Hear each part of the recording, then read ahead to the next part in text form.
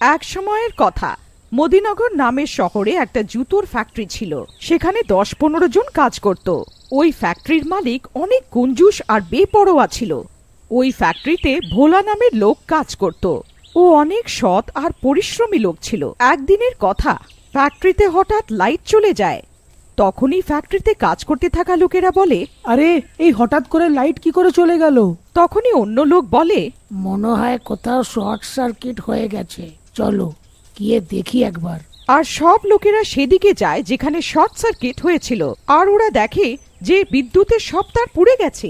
তখনই লাইট চলে যায় আর ভোলা বলে, চলো এই বিষয়ে মালিকের সাথে গিয়ে কথা বলি। ফ্যাক্টরির সব লোকেরা মালিকের কাছে গিয়ে বলে, মালিক, ফ্যাক্টরির তার খারাপ হয়ে যাওয়ার কারণে কারেন্ট চলে গেছে। ঠিক আছে করিয়ে দেব, ততদিন তোমরা চালিয়ে নাও। এই মালিক কত কঞ্জুস আর বেপরোয়া, জানি না এ তার কবে যে ঠিক করাবে। ওর তো শুধু কাজ চাই আর কাজ, সেটা যেরামই হোক না কেন। এই মালিকের তো আমাদের একদমই চিন্তা নেই, আমাদের যাই হয়ে যাক না কেন।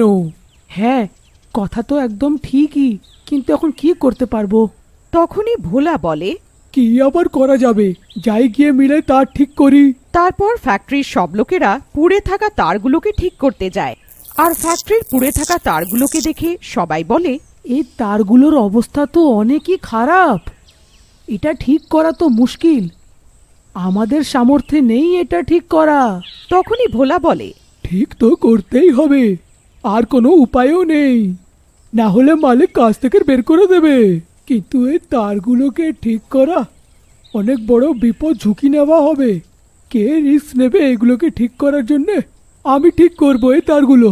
দেখতে দেখতে ভোলা কারোর অপেক্ষা না করে নিজেই তার ঠিক করতে শুরু করে দেয়। তার ঠিক করতে করতে তারে স্পার্ক হয় আর ভোলার কারেন্ট লেগে যায়। তীব্র কারেন্টের কারণে ভোলা সেই সময় মৃত্যু হয়ে যায় আর ভোলা ভূতে পরিণত হয়ে যায়। ভোলার কারেন্ট লাগতে দেখে ফ্যাক্টরির সব শ্রমিকরা অনেক ঘাবড়ে যায় আর জোরে জোরে চেঁচাতে শুরু করে, কেউ বাঁচাও ভোলাকে, কেউ বাঁচাও ভোলাকে, ভোলার কারেন্ট লেগে গেছে, ভোলা তো মরে যাবে। কিন্তু শ্রমিকরা কিভাবে জানবে যে ভোলার সেই সময় কারেন্ট লাগার কারণে মৃত্যু হয়ে গেছিল? ফ্যাক্টরির মালিকের একটা ভুলের জন্য আজ ভোলার মৃত্যু হয়ে গেল। ভোলার তো বাচ্চাগুলো এত ছোট ছোট আছে, এ তো নিজের কাজে সৎভাবে ফ্যাক্টরির ভালো করতে চেয়েছিল, কিন্তু এর তো মৃত্যু হয়ে গেল। ঠিকই বলেছ, এখনকার সময়তে তো ভালো করার যুগই নেই। এখন এর বউ বাচ্চার কি যে হবে কে জানে। আরে কিচ্ছু হয়নি, তোমরা সবাই কাজে মনটা দাও, ফ্যাক্টরিতে তো কিছু না কিছু লেগেই থাকে। তোমরা সবাই নিজের কাজে গিয়ে মনটা দাও, যদি তোমার চাকরি প্রিয় থাকে তো। মালিক সব শ্রমিকদের বুকে তাড়িয়ে দেয় আর ভোলার স্ত্রীকে ৫,০০০ টাকা দিয়ে দেয়। ভোলার মৃত্যুর পরে ফ্যাক্টরির মালিকের অদ্ভুত কিছু জিনিস অনুভব হতে শুরু করলো। একদিন মালিক ফ্যাক্টরি থেকে কাজ শেষ করে নিজের বাড়ি যাচ্ছিল। তখনই মাঝ রাস্তায় ওর গাড়ি খারাপ হয়ে যায়। মালিক গাড়ির থেকে নিচে নেমে দেখে, আরে এই গাড়িতে পেট্রোল শেষ হয়ে গেল, আমি কিছু বুঝতে পারছি না। এরকম হলো তো হলো কিভাবে? আমি তো আজ সকালে গাড়িতে ফুল পেট্রোল ভরিয়েছিলাম, তাহলে সে পেট্রোল গেল তো গেল কোথায়? মালিকের গাড়িতে পেট্রোল হয়ে যাওয়ার কারণে মালিক অটোকে থামায়। আরে দাদা দাঁড়াও, আরে দাদা দাঁড়াও তো। হ্যাঁ দাদা বলুন, আপনার কোথায় যাওয়ার আছে? আরে দাদা, আমার গাড়িটা মাঝপথে খারাপ হয়ে গেছে, জানি না গাড়ির পেট্রোল কি করে শেষ হয়ে গেল, আপনি বাড়ি ছেড়ে দেবেন প্লিজ। মালিক অটো ড্রাইভারকে নিজের বাড়ির ঠিকানা দেয় আর ড্রাইভার সেদিকে যাবার জন্য তৈরি হয়ে যায়। মালিক অটোতে বসে যায় আর ওর কিছু অদ্ভুত লাগে। মালিক অটোর আয়নায় ভোলার মুখ দেখতে পেরে যায়। মালিক ভোলাকে দেখে অনেক বেশি ভয় পেয়ে যায়, কিন্তু ও কিছু বলে না আর নিজের বাড়ি আসার অপেক্ষা করতে থাকে। দাদা, অটোটা একটু তাড়াতাড়ি চালান। হ্যাঁ দাদা, আমি খুব শিগগিরই আপনাকে বাড়িতে ছেড়ে দেব। কিছু দূর যাওয়ার পর মালিক অর্ধেক রাস্তায় অটোওয়ালাকে অটো থামানোর জন্য বলে দেয়, দাদা দাদা, এখানেই থামিয়ে দিন, আমার বাড়ি এখানেই আছে কাছে, আমি এখান থেকে হেঁটে চলে যাব। অটোওয়ালা মালিকের কথা শুনে অটো ওখানেই দাঁড় করিয়ে দেয়। মালিক অটোওয়ালাকে টাকা ধরায়। এই নিন দাদা আপনার টাকা। হ্যাঁ, অটোওয়ালা মালিক থেকে টাকা নিয়ে নেয় আর খুচরো টাকা ফেরত দিতে যায়। টাকা দেওয়ার সময় অটোওয়ালার ঘাড় পুরো ঘুরে যায়। এইটা দেখে মালিক আরো বেশি ঘাবড়ে যায় আর নিজের টাকা ছেড়ে ওখান থেকে পালিয়ে যায়। আরে ভূত আছে এখানে, কেউ বাঁচাও আমাকে, কেউ বাঁচাও আমাকে। ফ্যাক্টরি মালিক দৌড়াতে দৌড়াতে সোজা নিজের বাড়ি পৌঁছে যায় আর ও নিজের ঘরের দরজা অনেক জোরে জোরে ঠকঠক করতে শুরু করে আর বলে, রামু শিগগিরই দরজাটা খোল, রামু শিগগিরই দরজা খোল। রামু রামু তুই শিগগিরই দরজাটা বন্ধ করে দে, তাড়াতাড়ি দরজা বন্ধ কর। কি হয়েছে মালিক, আপনি এত ঘাবড়িয়ে আছেন কেন? কিচ্ছু না, কিচ্ছু না, আমার আবার কি হবে, আমি একদম ঠিক আছি।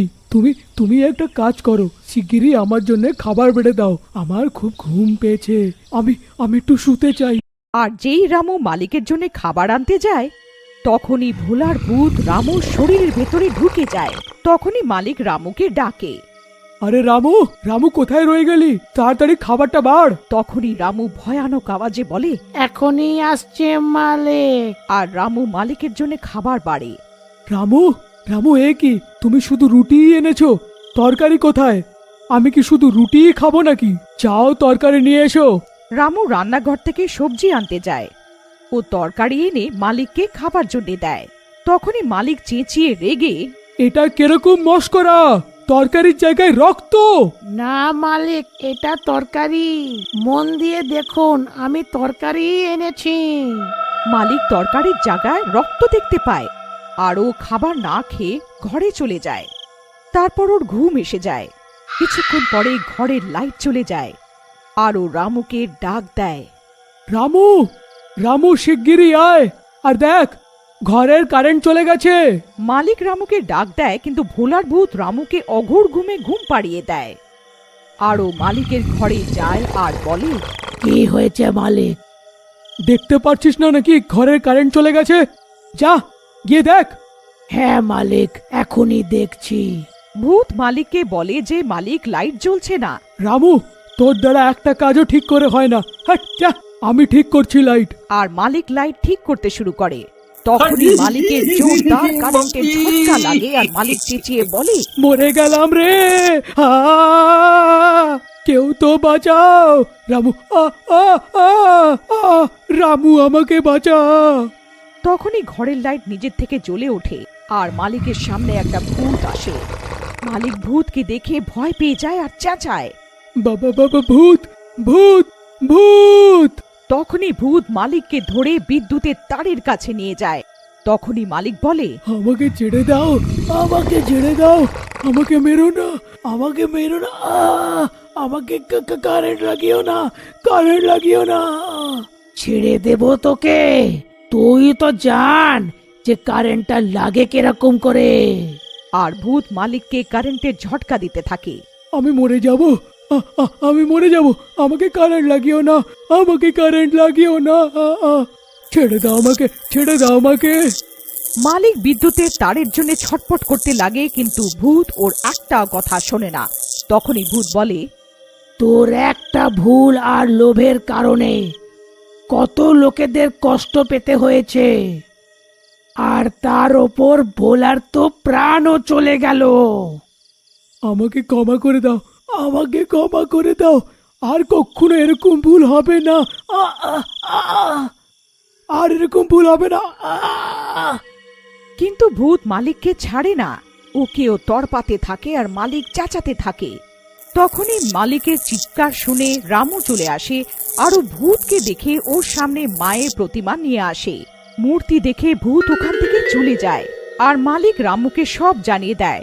তারপর রামু মালিককে বলে, আমি এক তান্ত্রিক বাবাকে চিনি, সে আপনার সাহায্য নিশ্চয়ই করবে। আমি কালকেই আপনাকে ওনার কাছে নিয়ে যাব। এ কোনো সাধারণ ভূত নয়, এ অনেক শক্তিশালী ভূত আছে, ও তোমাকে কোনো মতেই ছাড়বে না, মেরে ফেলবে তোমাকে। আমাকে বাঁচিয়ে নিন বাবা, আমি মরতে চাই না। তুমি কোনোদিনও গরিবদের কষ্টটা বোঝোনি, আমি তোমার কোনো সাহায্য করতে পারবো না। আমাকে বাঁচিয়ে নাও বাবা, আমাকে বাঁচিয়ে নাও, আমি এরকম ভুল আর কখনো করব না, কখনো করব না। ঠিক আছে, কিন্তু একটা শর্তে আমি তোমার সাহায্য করব।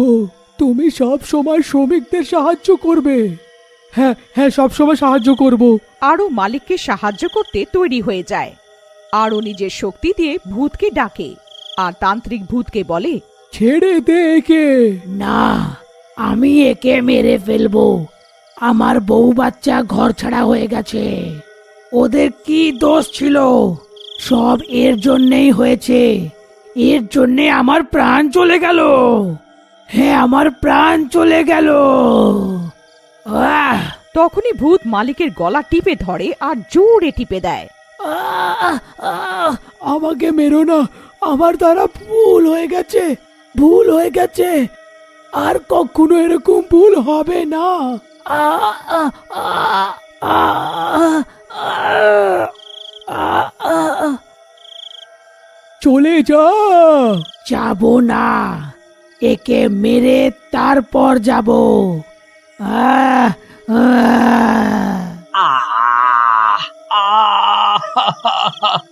আমাকে ক্ষমা করে দাও। আমি কোনো লোককে আর বিরক্ত করব না, আর ওনাদের কোনো কষ্ট দেব না। আহ! বাবা, বাবা।